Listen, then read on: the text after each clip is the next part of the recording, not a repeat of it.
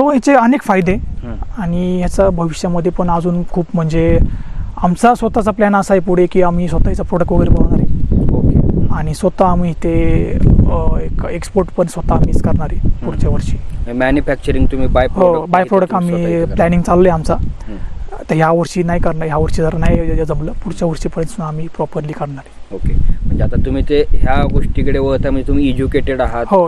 आणि त्यामुळेच तुम्हाला त्याचा फायदा पण म्हणजे आपण कसं आहे की मार्केट स्टडी करूनच आपण ह्या गोष्टीकडे बघतो आपण. बरोबर.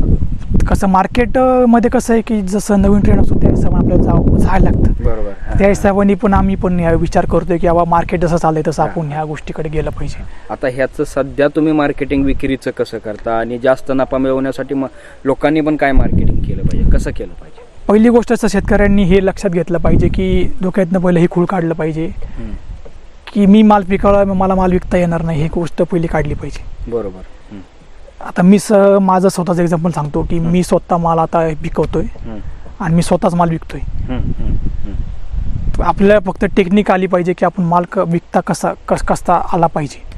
टेक्निक म्हणजे असं की बाबा तुम्हाला तुमचं मार्केट स्ट्रॅटर्जी आखता आलं पाहिजे तुम्हाला की आपण आता समजा आपण आज 100 कॅरेट काढले तर 100 कॅरेटमधले आपण 50 कॅरेट कुठं देऊ शकतो, 50 कॅरेट आपण कुठे विकू शकतो, म्हणजे कुठं मार्केटला पाठवू शकतो का लोकलला देऊ शकतो. म्हणजे ह्या असं प्रॉपर स्टडी करून आपण ते मार्केटिंग केली पाहिजे. आणि हे होतं असं काही नाही, फक्त ही लोकांची माइंडसेट आहे की बाबा आम्ही माल विकू शकत नाही वगैरे असं गोष्ट. सुरुवातीला त्यांनी मार्केटचा अभ्यास करून स्वतःहून आपलं विक्री केली पाहिजे. आता तुम्ही बघू शकता की हेच फळ जर त्यांनी शेतकऱ्याने, आता हे शेतकऱ्याच्या दारातनं हेच फळ कमी किमतीने घेतलं जातं आणि तेच मार्केटिंग करून त्याला डबल विकतात.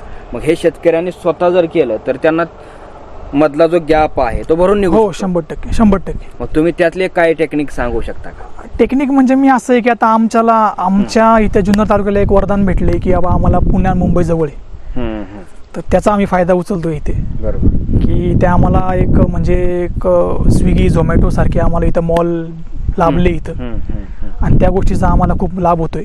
मग त्याच्यामुळे आम्ही काय करतो की आम्ही आमच्या पद्धतीने जसं आम्हाला जमेल त्या वेळी आम्ही मॉलला वगैरे सप्लाय करतो. जो माल मोठा असतो तो माल आम्ही मार्केटला टाकतो, जो छोटा माल असतो तो लोकलला टाकतो. म्हणजे असे टेक्निक्स आहे त्या करता आल्या पाहिजे लोकांना. आणि हे लोकांना एज्युकेट करणं खूप गरजेचं आहे.